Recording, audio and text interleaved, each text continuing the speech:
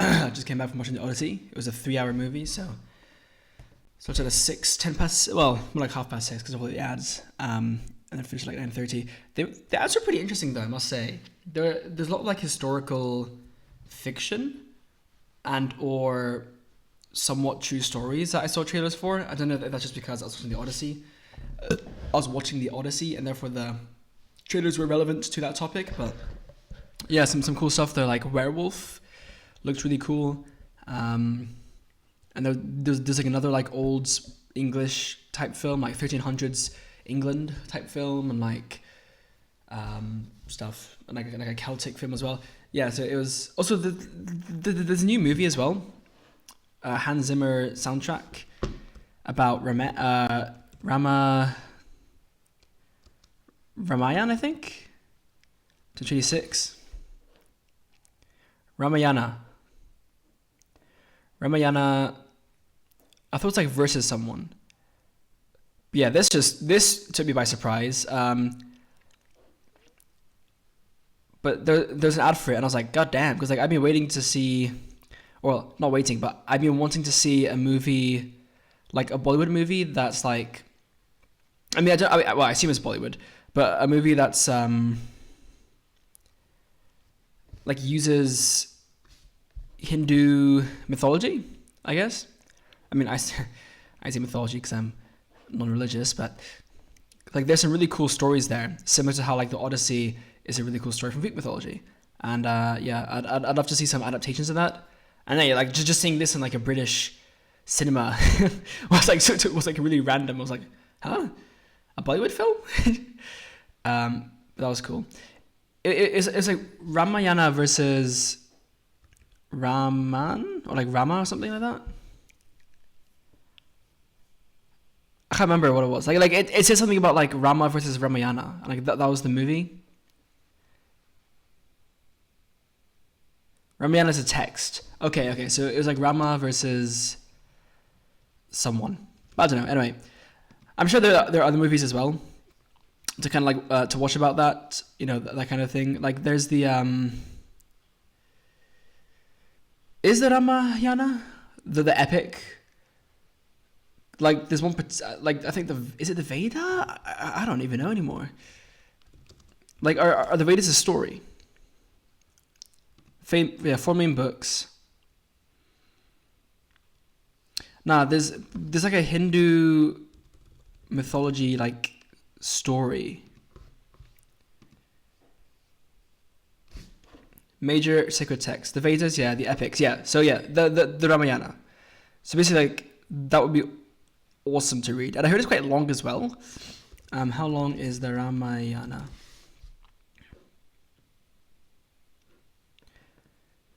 Wow. So it's like 1,700 pages. And there's a 2-part movie coming up, which has a combined runtime of 6 hours. So yeah, I think Ramayana will be an awesome movie. And I very much look forward to watching that. I'm going to watch that. Because I'm a big fan of like both historical movies and like historical mythology movies type thing. Because like his historical like mythologies are still based on what people, you know, kind of like perceived at the time. Kinda. I mean, Homer was Homer even Greek?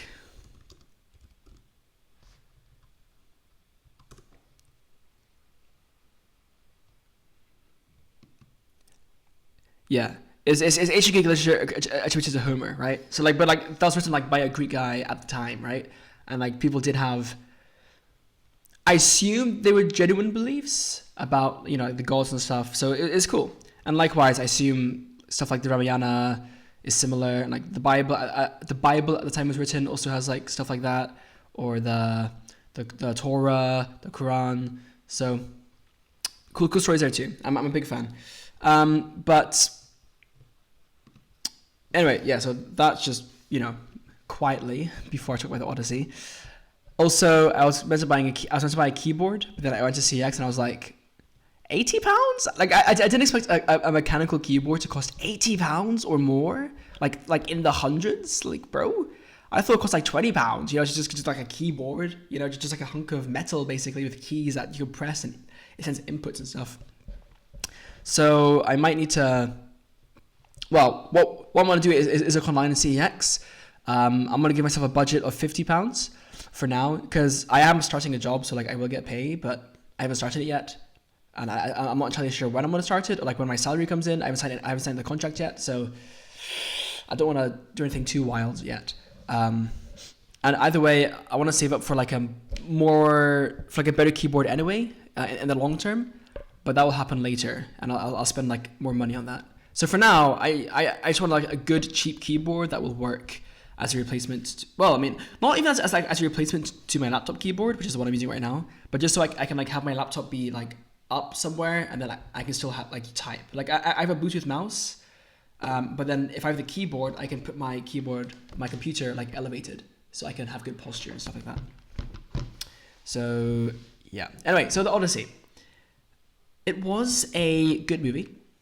It was an interesting movie, but it wasn't really. I feel like it wasn't sufficiently explored.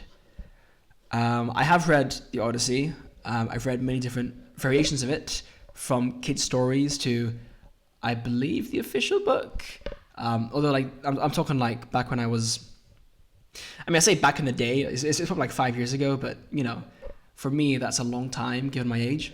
But like, yeah, I mean, like since the age of like 7, you know, to like whatever, I've been reading versions of the Odyssey, and so first of all, I didn't know what was coming. You know, spoiler alert, by the way. I knew that like Odysseus would eventually come back and kill all the suitors.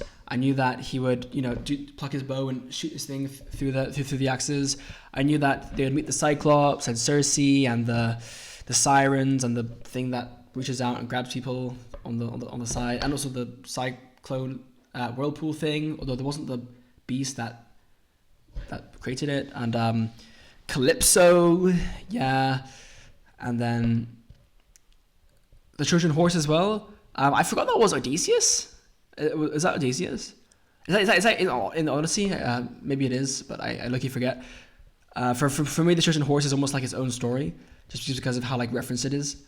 And you know, a major theme of the movie, for instance, was the Trojan horse, and how he, you know, in that sense, it was quite similar to Oppenheimer.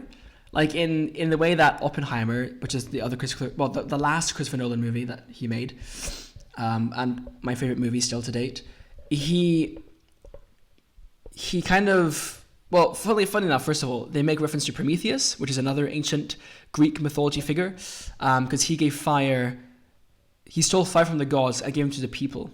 In the same way that Oppenheimer, maybe not stealing fire from the gods per se, but he kind of opened Pandora's box. I mean, I feel like Pandora's box is a better analogy, and it's also Greek mythology, but he opened Pandora's box and made it so that the world would never be the same again, because we now have the technology and the science to create world-ending technology, like weapons, bombs, atomic bombs that can ignite the atmosphere and kill everyone on Earth. I mean, that was his fear, but you know, if nuclear war did break out, we'd be absolutely fucked. It's both a blessing and a curse. A blessing in that it's a deterrent against further warfare. It's why we haven't had probably like a World War III yet. Hopefully never. But at the same time, it's a looming threat, and one bad decision could literally trigger the end of the world as we know it. So, you know, for me, that was like very like emotionally heavy as well, and like it felt really relevant to me, and I like that part of Oppenheimer a lot. And similarly, in the Odyssey, you have the Trojan horse, where with Odysseus's cunning, right, his intellect, his intelligence, he thought up an ingenious way to break into Troy, which was to hide inside a Trojan horse, which was disguised as an offering from Athena to the Trojan people, so that it could be brought into the gates, and then they could invade at night and slaughter all of the people inside. And like open up the gates so that their army could flood in. And it's interesting because like when I think of the Trojan horse story, I think of like, again, like the cunning and like the genius of you know, like tactician. But then there's also the side of it where it's like, and I assume this is also kind of the original story too. But yeah, for some reason I just kind of forgot, which was you know, Odysseus has betrayed something that humans took for granted, you know? Because like when you read that story, or when I read it as a child, I was like, you know, like no way, like these Trojans just accepted this thing, like, you know, without like checking it. I mean, they probably did check it, but like just like trusted it so blindly. In the movie, we see that they do check it a bit, but like not to the point where they like properly inspect it, and that's their downfall. They're too trusting. They really believed that it was a gift from Athena, right? So yeah, when I was reading as a kid, I was like, really? Like you shouldn't trust that. What are you doing? You're so stupid. But like that's the thing, right? Like the reason I would think that as a kid is because it's now been like that, the consequences of that. Now I don't know if that's like the first ever instance of trickery in human history. I assume it's not, which is one reason it has less impact than like the Oppenheimer thing. Because like it's not like Odysseus is like the man who created betrayal, but like I like either way the theme is there, right? Where the reason that we can't trust other people nowadays so willingly is because of the people in history who started that culture of trickery and like taking people's trust and like exploiting it, stuff like that. And we see it and like it's referenced in the movie when Penelope says, I don't know, like something about like these things spreading around the islands, like these like invading forces, and she was like, that was you? And it's like, yeah, that was us, or like something like that. Because once the message spread, and that's, as I say, the bond between men, that sacred bond between men was broken, like that trust that you wouldn't do something like that, then it can like like a domino effect, where then more people are like, ooh, well, he did it, so let's do it ourselves. I mean, that's how I understood it. Maybe I'm wrong, but that's how I understood it. So that was cool. But it also wasn't like really explored that deeply. Like we don't really see Odysseus like his reflections on that per se. Like I assume I assume he's punished by the gods because of his actions. He even like for example, he shoots the Cyclops for kind of no reason, and that leads to a bunch of his more of his men getting killed. And it's like, well, like we don't see Odysseus reflect on that all that much. He is stuck on Calypso's island as well for like 7 to 8 years, but then it's like he doesn't leave because he doesn't want to leave, but then later he does want to leave, and it's like, well, why? What changed his mind? That also wasn't particularly clear. Calypso falls in love with him, but she lets him go. That also wasn't particularly clear in the movie. From what I remember in the Odyssey, she was pressured to let him go from Athena and or Zeus and or some other gods. That's how I remember it. Again, I could be wrong, but I'm pretty sure that's what happened. But in the movie, that doesn't happen. So that's also a bit unclear. I believe there were also a lot of, well, no, not a lot of cut scenes, but just like cut material from the books. Cut material. Other things like Cersei talks about how his men are you know, like when she turns them into pigs, she's exposing their true nature, and it's like that was really interesting, you know. And then she eventually agrees to transform them back, but it's like, why? Like, is she really what they say she is? What she says they are? You know, just pigs and who like act on their primal instincts. Like it's a really interesting message there, but then like it's not really explored further. You know, Odysseus doesn't say no, you're wrong or anything like that. He's kind of just like, did they hurt you? And it's like, I want to go home. And she's like, okay, you can go home. Like I don't really get that. Like that also wasn't really explored further. Like again, like these are things that are. First of all, they're explored more deeply, I believe, in the Odyssey itself, like the original story. And like you don't have to. Like a lot of these things can be left open more, just like thoughtful things for the reader. But I would have hoped for that this movie, like I would have liked if it went into more depth. Another thing, because like there are a lot of things, you know, that aren't put in depth. Penelope, she has a crash out against. Oh, I'm bad with names, even worse with like names I'm not familiar with. was like Telemachus, like the son of Odysseus, right? She like crashes out because she's like, why, you know, like she exclaims, how is it that she cannot just rule the kingdom on her own? Why does she need a king to be next to her? You know, with because like she has the experience, the wisdom, 20 years of experience. I think she says, and yet she has to make a decision to marry someone, you know, just so that they can, just so the kingdom can have a king, right? But it's like, well, why does it need to be a king? Why can't I just rule myself? So that happened, but then that also wasn't really addressed. Afterwards, she just like says, I want Odysseus, and then kind of like storms away. You know, you like it's a genuine emotional outburst. Like her saying I want Odysseus at the end, like that's also interesting because it's like, you know, like she says this, like why can't I rule on her own, you know, but then like she still wants her husband, just not necessarily a new husband, right? But that isn't really explored in depth either. Like yeah, like it's just like so much is unsaid. Yeah, it's weird. Penelope also makes a decision to have a new suitor, or like to choose a suitor, and I was unclear on like whether she knew that the beggar was Odysseus or not. When I read the book from my memory, she tells, like she does the Odysseus trial where it's like, can you string this bow and whatever, but it's not because she knows Odysseus is there. It's more just so she can see who's up to the task, and then Odysseus shows up, right? But with this one, like it was unclear, like was she actually going to accept a new husband? Because like she said she would, and like I'm moving on from my husband, right? But then she also like scorns them still, and then when Odysseus does show up, she's very happy, despite making it sound like she just moved on.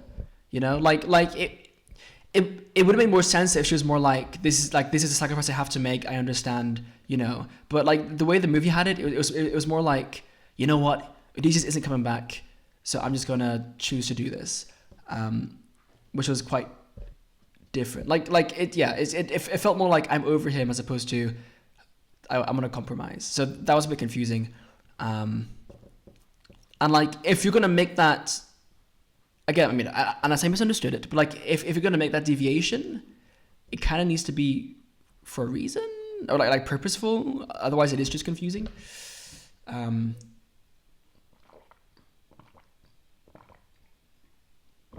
by the way, like I'm not saying that.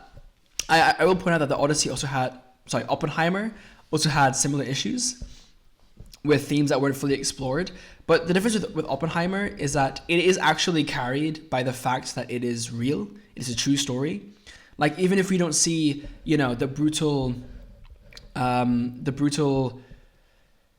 consequences of bombing Hiroshima and Nagasaki, you know, like we don't actually see the bomb drop on the city, you know, like we don't see the people, you know, screaming as they're vaporized and whatever, or like the aftermath where like it's a nuclear landscape. Like we don't see any of that. But and like people were criticizing the movie for that, you know. But first of all, the movie is called Oppenheimer, so like it can kind of make the argument that it's focusing on the character and what he saw, not just like showing the tragedy for the sake of showing the tragedy, which I agree with, to be fair. Although I would have, it definitely would have made it, you know, feel more like it would have highlighted the horrors more and like the message of Oppenheimer. So like if the movie was framed a bit differently, it could have been interesting in that regard, like a bit more interesting in that regard. But like the point is, Oppenheimer is real. So like the consequences of that, you know, like the looming threats of nuclear war, like all of those are real. So even though the movie doesn't have to like explicitly like go into those things, we can still notice those things around us and like go like, yeah, like the movie's like, yeah, like someone's actually pointing this out, and like that's why it was cool. With Odyssey, you know, yes, it's like kind of true because like it's mythology, but like it's also, you know, it's based on stories that were probably circulating around the time. Odysseus might have been a real man in history. I mean, I don't know if that's even like being checked by historians. Was Odysseus a real man. He was almost certainly not a real historical person, but the legendary hero encompassed of many Bronze Age rulers whose tales grow through oral storytelling. Right. But like the stories themselves are still rooted in some kind of reality back then. In the same way that like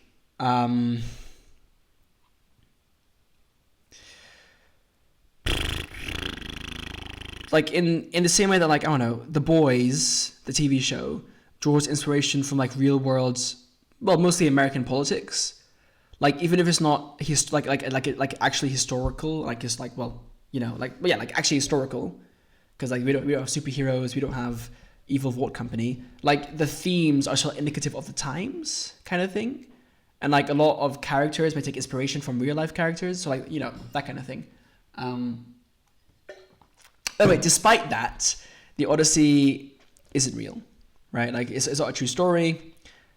So like, while you have Oppenheimer, where Oppenheimer is facing the consequences of his actions, which those actions have consequences on our reality in the modern day, and we're like, damn. With Odyssey, it's like, yeah, like you have the Trojan horse thing, but again, Odysseus didn't really wasn't the one who started that. Like the first person to do that, nor was he, you know, nor was he a real person either.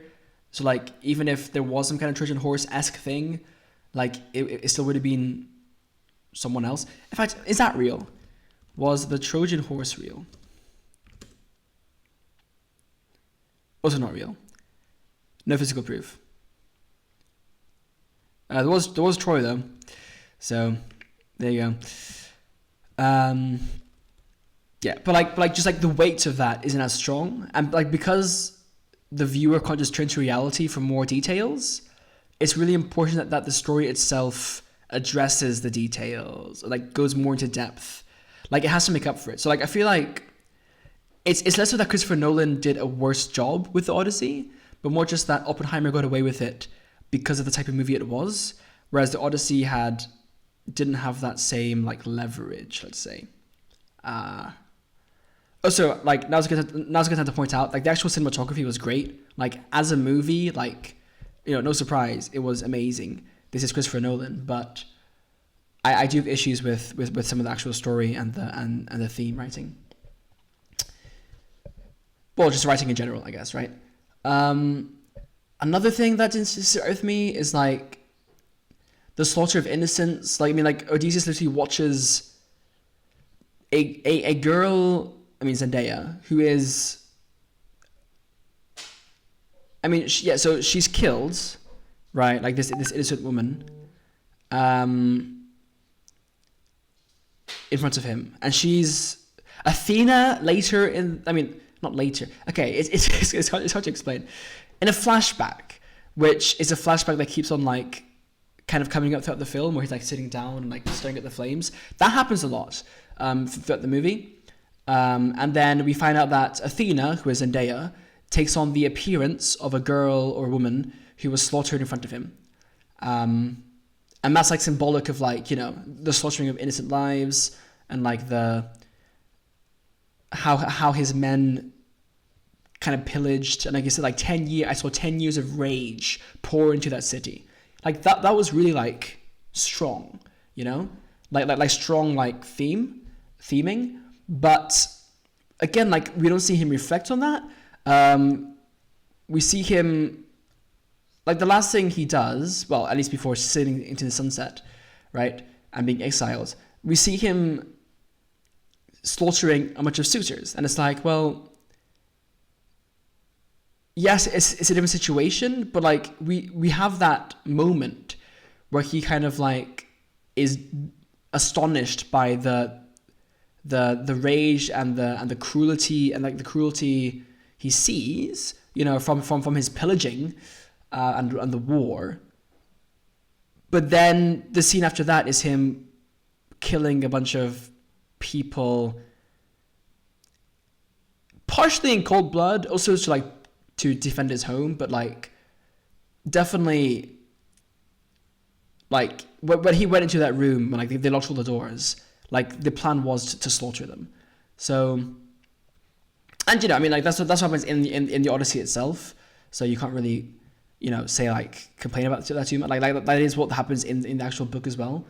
But like again, like if you're gonna have that be such a main thing part of the movie, and you're going to adapt the Odyssey, I would say you either don't focus on that, or you deviate from the original story, and then that would actually be quite interesting too, because it does deviate from the story in some ways already. I haven't even mentioned the cast yet, but I will mention that last because that's also very interesting. Another thing as well, there's just more and more things. The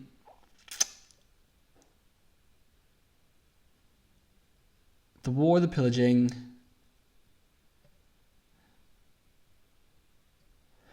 Like, when I think of Odysseus before this movie, I think of a man who's he's been to war, he's seen it, he's seen his men die, and like he's had enough.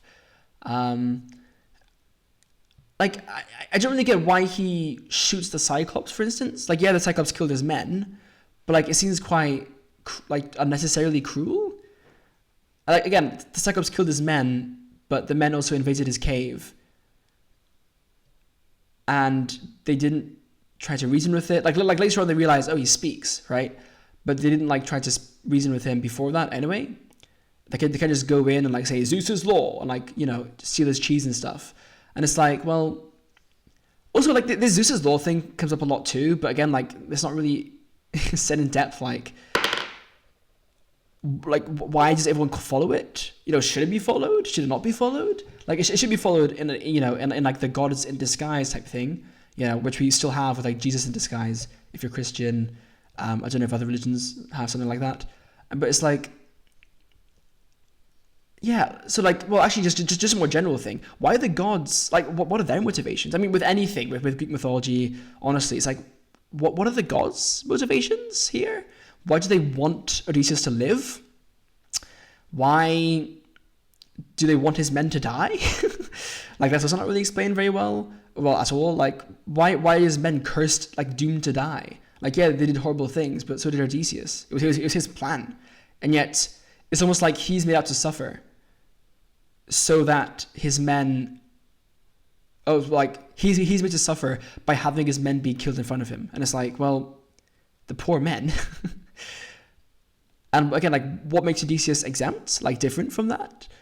And then, is this so that he can teach a message or carry on a message? Because like when he gets back to Ithaca, he slaughters the suitors, leaves his son in charge. His son, who, without having grown up with his father and having probably a fairly distant mother, and then also like a bunch of suitors who like wanted his throne. Despite that, he grew up to be a man Odysseus is proud of, and which he says, But then it's like, well, that's awfully lucky or convenient. Like, there's absolutely no guarantee that he would have grown up that way. In fact, in Greek mythology, it seems more often the child grows to overthrow the father, not like grow up to be in their image. Like, what if he came back and like his son was actually like low-key evil, Like, or I don't know, or just like incompetent, whatever. Like Odysseus didn't like tell him, son, slaughtering people, it's actually bad. Don't kill innocent women and children and men too. And it's like, well, he didn't say any of that. So it's like why did the gods let him live? Why did Calypso let him go again? A lot of questions that weren't answered, which is really unfortunate. And then also like a lot of things were cut as well. Like I mean the movie's still 3 hours. Like the Odyssey isn't that long, but I can understand why you would want to cut things to make things for more to focus more on things that like are important, right? That they deem as important. But like someone pointed out that they removed the nobody scene where they talk to the Cyclops. Like Odysseus literally talks to the Cyclops. He says, "Who's there?" Or like, "What's your name?" Whatever. And then Odysseus says, "Nobody." So then when they're fleeing, the Cyclops exclaims, "Oh, nobody hurt me! Nobody hurt me!" So then the gods are like, was it the gods or like the other Cyclopses? I can't remember now. Maybe there are other Cyclopses as well, but he was like, "Nobody hurt me." And they're like, "Nobody hurt you? Okay, bro." So then they get away that way. But like that just wasn't in the movie at all. They never talked to the Cyclops. The only thing the Cyclops says is some like mumbo jumbo words that isn't English, where he's, or maybe it was English. I didn't catch it honestly. Like to me it sounded like mumbo jumbo, but the sailors could say like what he was saying apparently. But he was literally just praying to Poseidon, and it's like that's all we get from it. It's like we lose that entire like nobody hurt me thing, because like that kind of like that scene in the original Odyssey where he says nobody hurt me, you know, like he says his name is nobody, like that shows his cunning, right? His intellect. And likewise, like Odysseus is built up as this. Well, okay, he's not built up.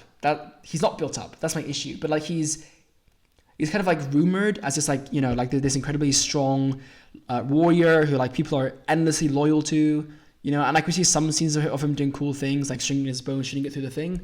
But like ultimately, we don't really see like why he's so trusted. Like if anything, he's kind of a jackass sometimes, you know.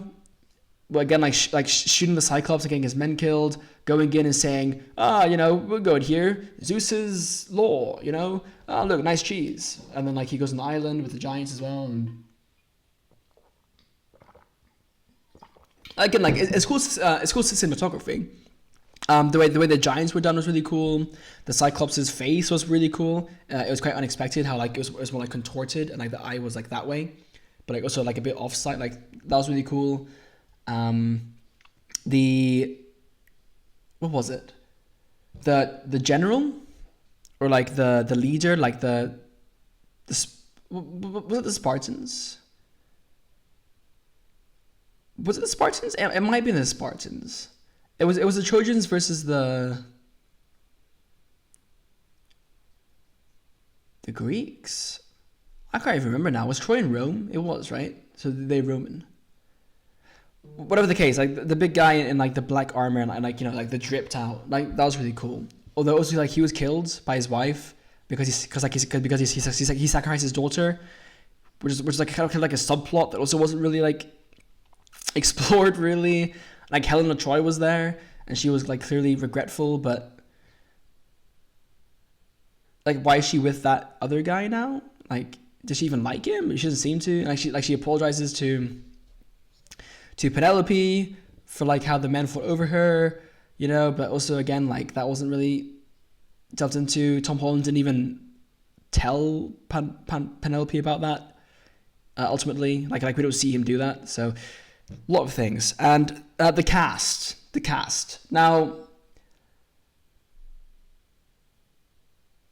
if you're going to stray from what makes sense, like it kind of has to be purposeful, or else you're just gonna.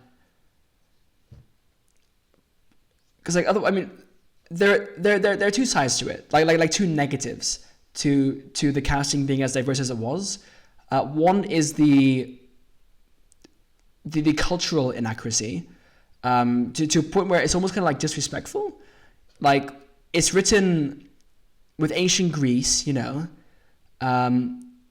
Yes, ancient like Greece, like Greek mythology is very much westernized. Like it's seen as a very Western thing, even though it originates from Greece. And as far as I'm aware, you know, the Greek people, the Greeks, aren't as like tied to like American or British culture, which is like what I would consider the West, is like America, the UK, and Australia, the English-speaking white countries, not like Greece, even Italy, not really. Like those are more like distinctly European.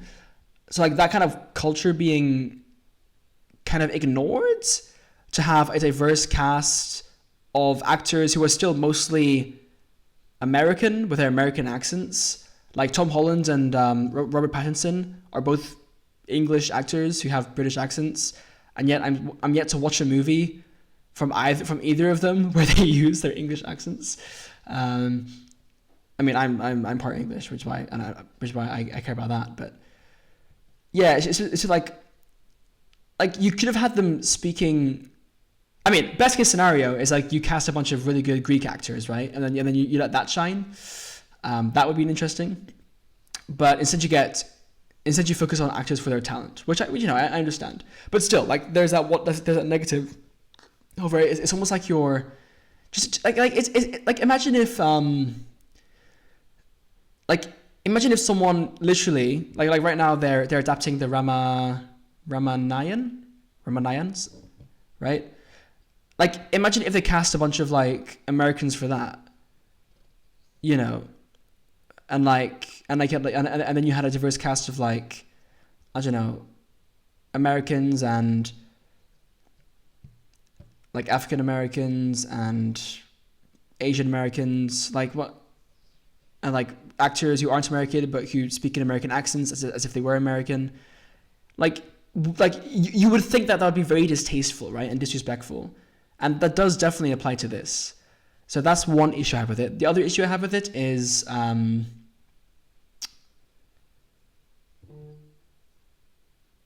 or was it the historical accuracy? Yeah, yeah, it was. So one issue is the cultural. The other issue is the like the actual like story itself. Like it denotes having Greek people in it, and so having non-Greek people in it is just a bit like strange. Yeah, like it's just not correct, you know? Like it doesn't make sense, basically. Um, and then so like the way you would do that is like you would do it purposefully. You would, I mean, like I'm like I'm trying to think of like how you do that purposefully though.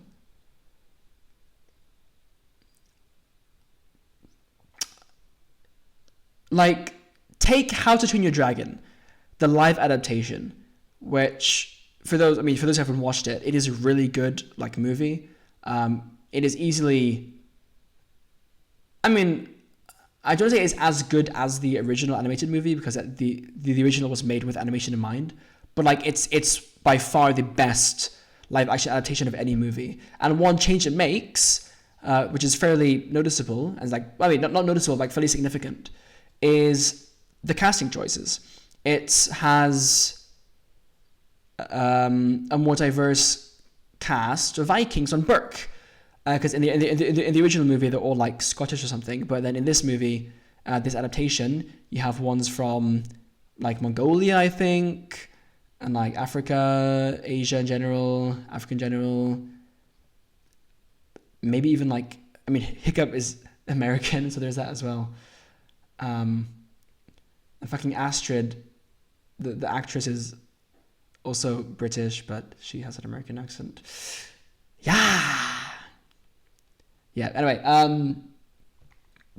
Anyway, but in that movie, they address it. They actually address it. Like in Stoic's speech to rally up his fellow Vikings, he says like he points out how Burke, has attracted warriors from all over the globe, and like he usually points like out to like Mongolia and other nations I can't remember. Like they made it explicit, and like that's like building that into the actual world makes it feel authentic, and like that's good, like they've changed the story to be more not just to like fit the, I don't know, like the modern diversity quota, to like look, we have diverse actors in our movie, but like to actually like also make a point with it and say, this story is fictional anyway, so and like it's not far-fetched to say that in this universe, Burke, was able to have good relations with people from other places, and like have them united against a common enemy, which are dragons. Like that makes sense. So it feels authentic. Whereas with the Odyssey, that's not explained. They all have Greek names despite not being Greek. And it's just a bit weird, to the point where it almost seems distasteful. Because there's a danger where you literally change people's perception of history. Like, you can't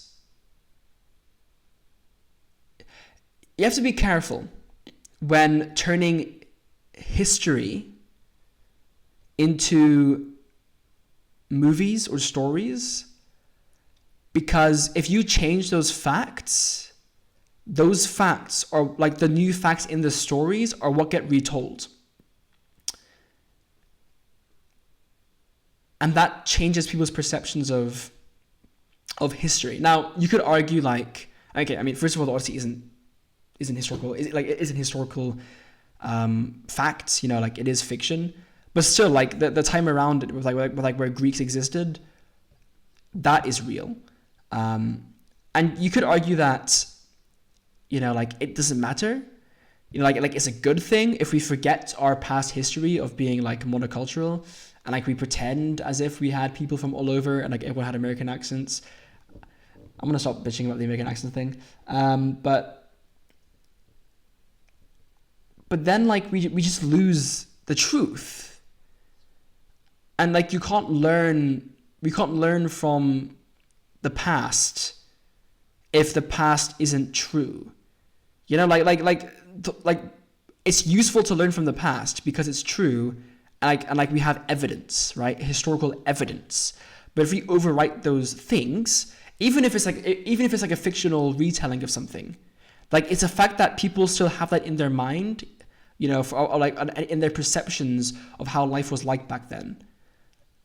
You know, like it's why people go on these crazy diets or like workout plans, you know, to be more like our hunter-gatherers before us, because they completely misunderstood how ancient humans used to live. Or like they strive to be like Greek, you know, philosophers and scholars, even though those guys were like largely shunned by their society, and like were more seen as like crazy. Not like that they were bad, but like I'm just saying like there's more to it than what is popularized. So you have to be careful about what you popularize. And like just changing like a cast like that, while it's like a fairly minor thing overall, it is still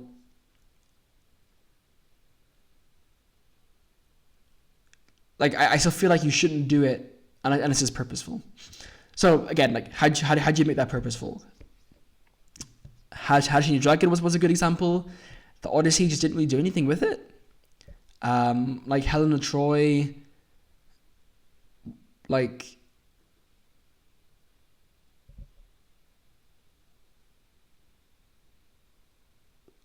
Odysseus was played by Matt Damon. Telemachus played by Tom Holland. Athena was Zendaya. I mean, the gods can be like whatever they want, sure, but it's just like,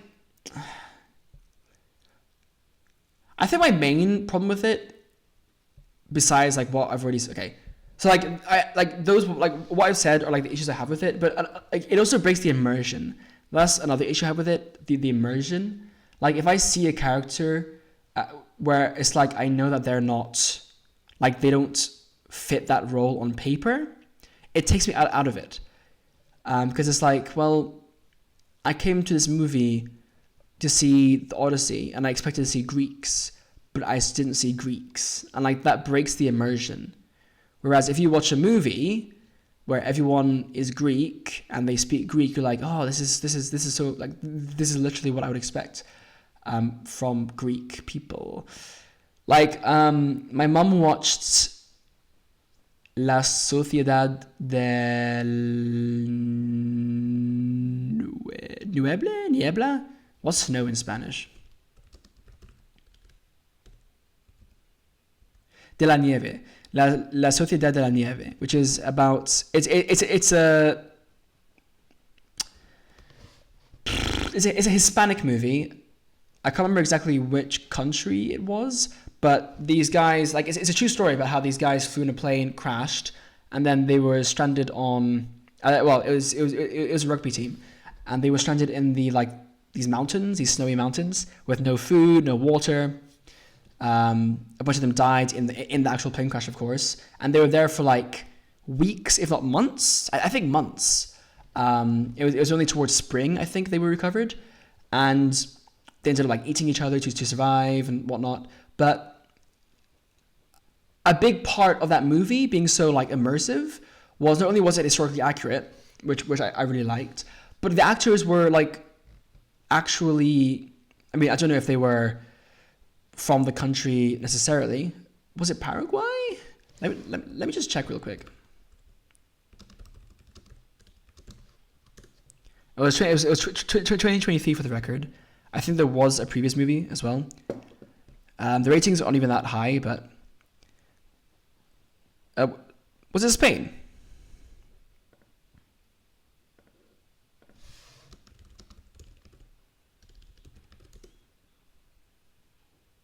No, it's Uruguay. Uruguay, Chile, and Argentina. Yeah, it was a Uruguayan rugby team in the Andes, across the borders of Chile and Argentina. Yeah, so I don't know if all the actors were like Uruguayan and Chilean and Argentinian, but just the fact that like they very like you wouldn't question if they were, and they all spoke Spanish, so like even as an English speaker watching with subtitles, it felt like legit, you know. And the Odyssey just wasn't that. So yeah, I mean, like it would be more interesting if it was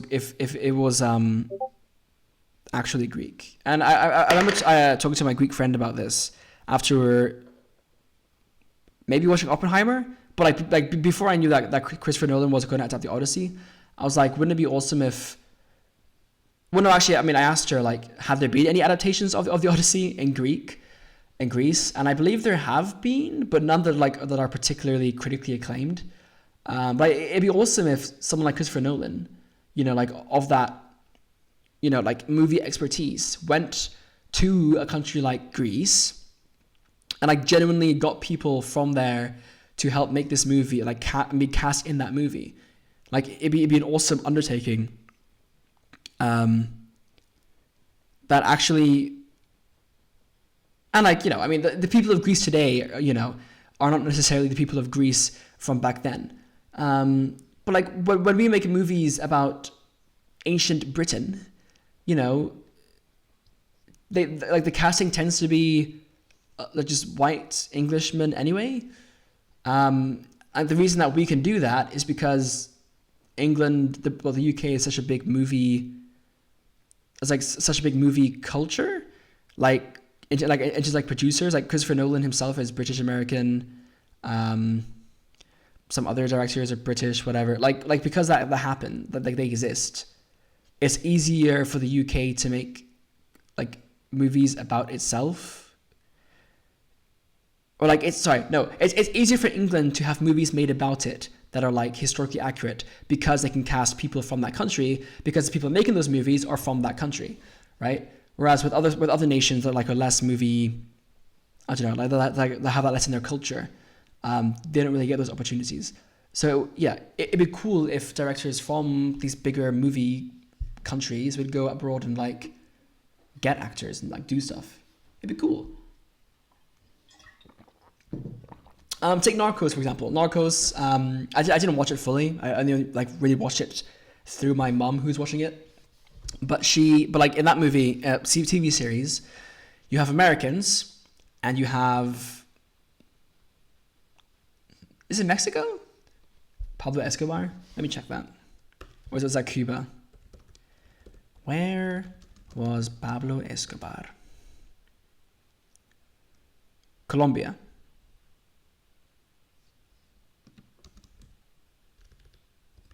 Yeah, Colombia. Yeah. And the Colombians and Pablo Escobar himself, they speak Spanish, right? They speak Colombian Spanish. And when I mean, like in this case, you have the two sides anyway. So like, there are some characters who speak both English and Spanish, and like they will change depending on who they're talking to, you know, and like they use that. And like, what's the excuse then for other media and also not matching the language that they use, right? And like the actors in Narcos as well, like they're not all Americans. Like they uses Colombians as well. So it's legit. And like it is acting, like it is role playing, like it is LARPing. You can play as other races and other things, but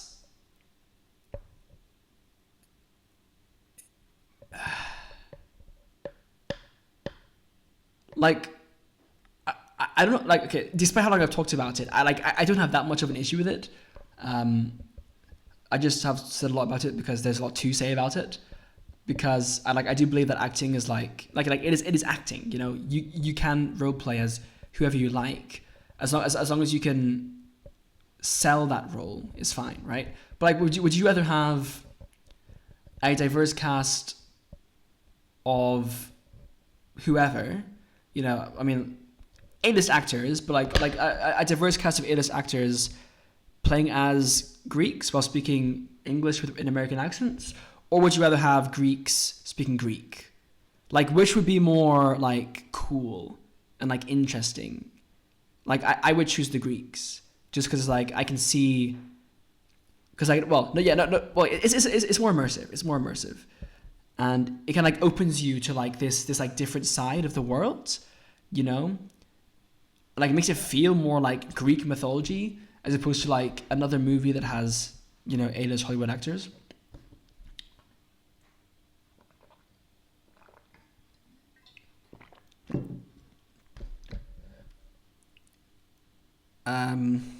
Yeah, yeah, yeah. So those are my gripes with that. So all in all, the Odyssey was a good movie. I enjoyed watching it, but it wasn't quite as deep as it should have been. I think it could have been a much better movie, a much more interesting movie, much more interesting movie. It could have even been multiple movies. Christopher Nolan did a very good job at touching on a lot of different themes, just not exploring them. And I mean, I'm sure that's probably intentional. I doubt Christopher Nolan is as much of a like moral storyteller as he is someone who just likes making really well made, thought provoking movies. Like this movie was thought provoking, but it was just thought provoking. It wasn't like giving me newfound understandings of the world. Like it wasn't trying to tell me something. It was more just like hinting at things to kind of like pique my interest. So I do appreciate it for that. But one of these days, I'd like to watch a movie that like genuinely teaches me something and like asserts it in a convincing way. Not just like, here's the moral of the story. Don't you agree? But like actually like convince me through the movie and use that movie as a medium for communicating that message and really like making me feel it in my bones. I mean, I've definitely watched movies like that. For example, How to Train Your Dragon and many other kids movies. They're just kids movies because they happen to be suitable for kids. Because if you're going to teach anyone, teach kids, right? It's why I don't like watching movies these days. I mean, besides the horribly high cinema tickets, even if I could go to the cinema more often, like I'm not going to watch Minions and Monsters. Like it's probably just goy slop. Fucking Super Mario Galaxy movie. I didn't watch it either. I still haven't. The first Mario movie was okay, but like it's just like there's no significance to it. So it's just kind of like okay. Like I'm not even that big of like a Mario fan. If they make a Super Mario movie that has like Princess Daisy in it and Funky Kong, then I'll watch it to see Princess Daisy and Funky Kong. But like otherwise, I don't care. Yeah, man. So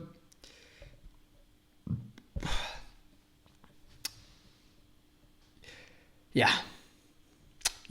there you go. Those are my thoughts on the Odyssey. It was a pretty cool movie, but left a lot to be desired. That's a great way to sum it up. And I want to talk a bit about like what I would like moving forward. You know, I'd like. And first of all, the sheer potential of mythologies in general is like massive. Like, I'm surprised it took this long for there to be like a big The Odyssey. I mean, I'm sure there have been in the past, but this is like post like Avengers Endgame. Many years after Avengers Endgame, you know, where like that kind of time of cinema, or like the years leading up to it, were like very like huge for cinema. You know, like cinema was like really popular among the public. Everyone was going to the cinema every week, probably. I mean, there was a lot cheaper back then, but like there were loads of great movies being made and like lots of interesting movies being made. Whereas nowadays, that's kind of like the cinema culture is kind of falling off. Like only then, now in this era, where again like cinema is kind of falling off, that we have the Odyssey being made. And I mean, I do appreciate the Odyssey being made at this time anyway, because like it is, it almost feels like going back to the roots, right? But it wasn't executed to the effects I would have liked for that kind of comeback movie. If it was a better movie, then it would have probably been more like at least for me, it would have regained more of my interest in cinema. Whereas watching that, I'm like, yeah, it was a good movie. I'll come back for, I don't know, well, Ramanayan and Avengers Doomsday probably. Probably won't even watch Brand New Day, honestly, Spider-Man. I don't really care about the Tom Holland Spider-Man movies. And that's just superhero stuff. I mean, there's other stuff too. What is Ryan Gosling in? He's in Doomsday as well, isn't he? Yeah. So I guess I'll watch Doomsday. But no, like the potential of Greek mythology is massive, and mythology in general. You know, I mean, again, I'm surprised it took so long to get a Greek mythology movie. The Ramanayan being adapted, awesome. Again, like very interesting mythology there. I'm surprised there haven't been more movies made related to like Christianity.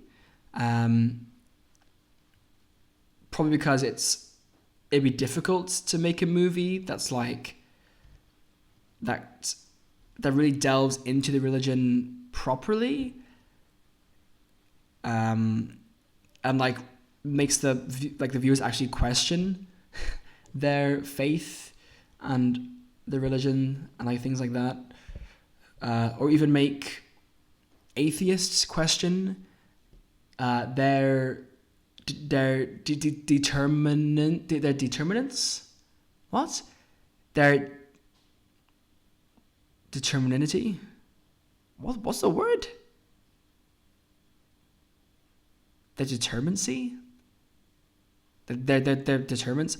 I don't know, but like to question their that for how much that they're sure God doesn't exist, or even how much they're sure that religion is bad and that religion can't be useful in constructing and maintaining a society. You know, like there's a lot there that's interesting. I mean, just in general, I want to see more things that draw from actual, real human life. You know, like I like stuff about dragons and superheroes are cool, but ultimately, I really like biopics. I really love things that draw from human mythology, like stories that we have told for a long time. Because then we can take direct thoughts and inspiration from the things around us, and that's really cool. It's why I love Oppenheimer so much. I watched Elvis, and it was interesting, but the thing I disliked the most about that film was its inaccuracies.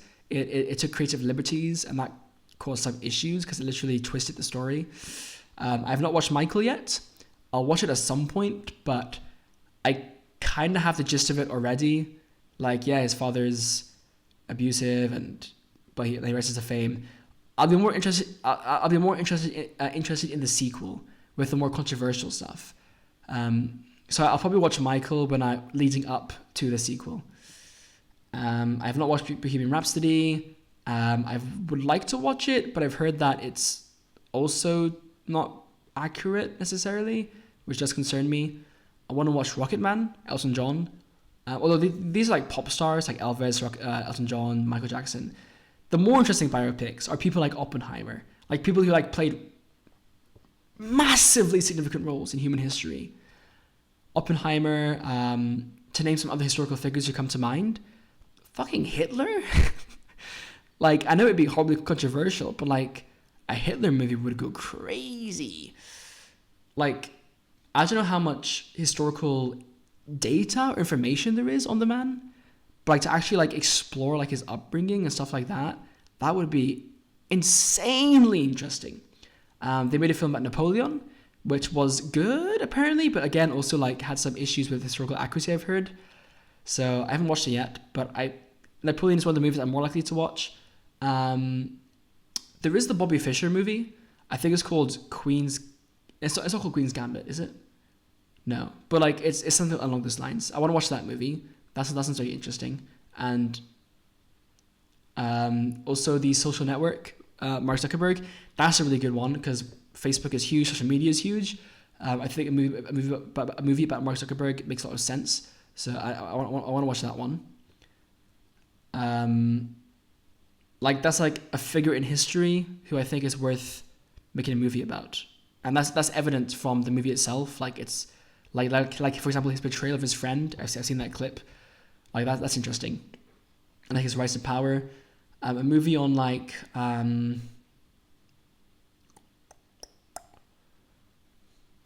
mean, it's hard not to think about like war figures like Oppenheimer, Hitler, Stalin, Napoleon, Winston Churchill, even.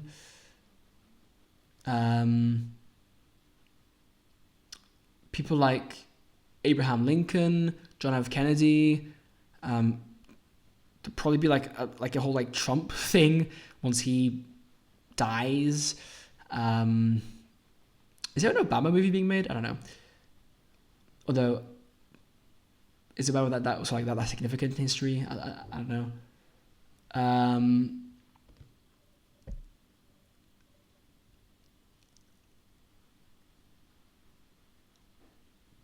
Like Alan Turing, thinking about computer science because I'm a programmer. That'd be really interesting. How he, created the Turing machine, the concept of the Turing machine. He cracked codes to help the Allies win in World War One or Two. I can't remember now. Probably one, maybe. But then was later indirectly killed by the drugs he was taking because he was gay, and so he was prosecuted for it. I say indirectly because I don't think they were meant to kill him. More just so that the medicine was so shit that it did kill him. So like I wouldn't consider it murder, but like I say indirectly because it wasn't like it was technically an accident. Yeah, like that's a really interesting story there. I mean, not even like necessarily famous figures though, or like crazy influential figures. It just has to be people with interesting stories, and with 7 billion, like in the past, with 8.1 billion people and counting, there were so many interesting stories to tell that are true stories, and it resonates more to have true stories because they're true. They really happened, So it's all like, oh, that's unbelievable. Like, no way. Like it happened, so it's a lot easier to tell a more interesting, thought-provoking point. Because like if you make a fictional movie and like try to like nail your message home, like people will be skeptical and say, yeah, but like the real world isn't like that, Whereas if you draw from reality, it's literal evidence, and people can't just dismiss it. They'll be like, like they have to face the truth and be like, yeah, that happened, right? Like, yeah, like we low-key created a nuclear bomb. We dropped it on Japan. Oh, and now we beat the Nazis to it. Albert Einstein said that he, if he had known about the true nature of the nuclear bomb, he would have told the Nazis before the Americans, because he trusted them to use it less than he trusted America to use it, or like something like that. So like that's very interesting. Well, why did I bring that up? I don't know. Anyway, yeah. I mean, let me think of an interesting story. Like just any. I mean, definitely like Trump would be very interesting, but that's probably too recent, and really needs more like retrospect. Like I think after his presidency ends and/or he dies, and more information comes out about the corruption, I think that would make for a very interesting. I mean, I say movie, but like documentaries also good. By the way, documentaries are good, but movies are more interesting just because of like they tell it through the actual story, and so it's more immersive.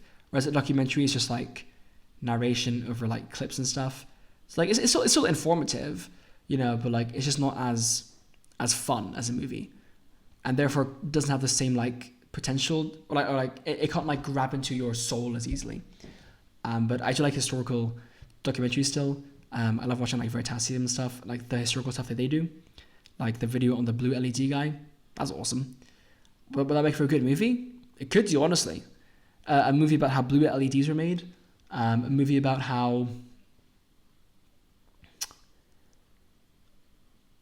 Apple revolutionized the computer market with like actual nice looking software, like nice looking windows and stuff. Like you can use your mouse to click on stuff, and how like that has had horrific consequences on the modern day, because now all apps rely heavily on mouse and clicking, whereas the art of using the keyboard, which is more efficient, is now has been discarded, and it's only now being brought back to light as more people switch to stuff like NeoVim for programming, and eventually keybinds come back for other things too.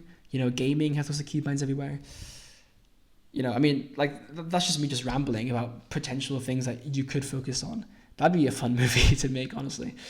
And it doesn't have to be like a serious movie about impending doom. Like it can be funny as well. Like people's lives are funny as well. So like yeah, like there's a lot you can do that. Or tell a story about the coming of YouTube. I don't know. Make a movie about a YouTuber. Make a movie about PewDiePie and how he went from, fucking like rage videos to competing against a Bollywood company and like making diss tracks, and like eventually moving to Japan, having like children, about a child who's Swedish Italian, growing up in Japan. I mean, maybe there will be a PewDiePie movie down the line in the future, but like that'd be pretty cool. Mr. Beast, I know he wants to have he would like to have a movie about himself, because there's the Sticks guys, right? The Sticks brothers, who are literally wanting to make a movie about Mr. Beast. And they make movie trailers about other people like Matt Pat and Zach King, right? I mean, those guys are particularly easy to make videos about or movies about because of how much they put their life online, right? Recording videos, like as often as they do, they end up revealing a lot about themselves and their lives, and you see that go through, like, because people watch it, they can be inspired by that, and then naturally they can make movies about that a lot more easily. And these aren't figures you think of usually, but if someone like really understood how to take someone's story and focus on like the really interesting parts of it, and then present it in like a very good film way, then that could be really good. So anyway, that'd be awesome. So anyway, Odyssey, cool experience. Definitely good seeing it in IMAX, although I got a really bad seat. I thought I picked a seat in the back row, but I guess I didn't see where the fucking screen was in the seat selection, so I chose the front like the second front row, which means I was like looking up like this. Luckily, it wasn't like, thankfully, it wasn't like as like stretched out as you see on like those pictures. Like when you take a picture with your phone, it does look like distorted, but when you're sitting there with your own eyes, it actually isn't that bad, but it's still pretty not great. But yeah, still worth 15 pounds in this economy. I don't know. Anyway, it was a good watch, and I'm glad it was like this thought provoking. Left a lot to be desired. I look forward to seeing what Christopher Nolan cooks up next, because I think all of his movies are awesome at this point. And yeah, I really want to see what he does next. And just in general, I'm not that interested in movies still. I do have like a watch list of things to watch that I haven't watched yet. So like if I want to watch good movies, I can watch those. I just can't be arsed right now. So yeah, this movie didn't like trigger me to suddenly want to start watching a bunch of absolute cinema movies. Maybe that'll happen at some point soon. So anyway, there you go. There's my review of the Odyssey. I'll give it a 8.7. 8 feels too high. I'll give it a 7 out of 10. 7 out of 10. 5 is like mediocre. 7 is like it's like in like the thought provoking tier. Yes, the cinematography was amazing, but I don't care so much about that, to be honest. It's very good, but like the best cinematography is the one you don't notice. So like it's like at that end of cinema, I pay less attention to the cinematography because it's already so good, and focus more on what really matters. So like the Odyssey is a 7 out of 10 in the league of like really well made movies. You know, like cinematographically, right? Like if I were to rate another movie 7 out of 10 that had much worse cinematography, like that 7 out of 10 would not be on the same level as the Odysseys, let's say. So yeah, not very high rating. You know, like if Oppenheimer was like a 9 out of 10 or a 10 out of 10, I don't know. I mean, these are arbitrary numbers anyway. Then it's not great, but you know, it was interesting. Right, enough.